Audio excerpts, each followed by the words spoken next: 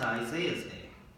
Now, please note at Isaiah 66:23 what Jehovah tells the Israelites to do. Now, here in Isaiah 66:23, it says, "And from new moon to new moon, and from Sabbath to Sabbath, all flesh will come in and bow down before me, says Jehovah." And from new moon to new moon, and from Sabbath to Sabbath. Now, there are three main points that scripture brings out. One, the new moon and the Sabbath were gatherings arranged by Jehovah. Two, they both denote regularity. And three, those who gather for the occasion brought offerings. Now, the first point makes it clear that it was arranged by Jehovah, but that may have been something we already know. Now, what about regularity? How does the B part of Isaiah 66:23 encourage us to make our meetings regularly? Now, here it says, "All flesh will come in to bow down before me, says Jehovah." Now, take for example, the November 1st, 2006 Watchtower quotes, "Regularly, every week of every month, dedicated Christians come together to worship Jehovah. They do this by, among other things, attending Christian meetings and engaging in the public ministry." Now, here's a very heartfelt question that it asks. Are you one of those who regularly come and bow down before Jehovah?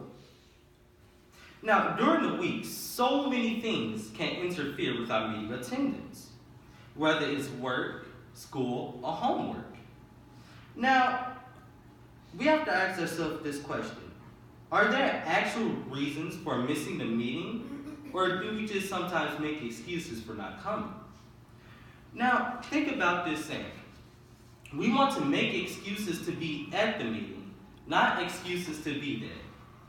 And so what that means is that we want an actual valid reason for missing our meetings or not attending, rather than just an excuse to get out of it.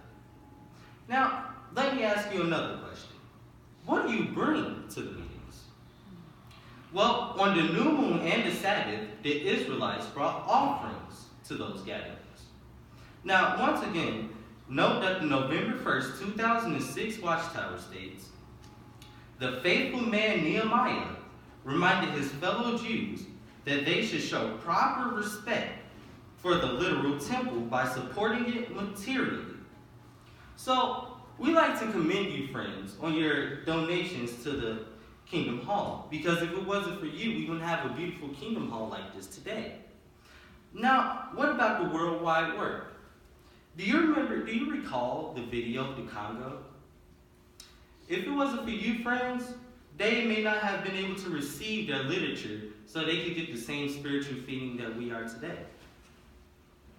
So, do you remember the question I asked you before? Why do we come to the meeting? Once again, note what the November 1st, 2006 Watchtower says.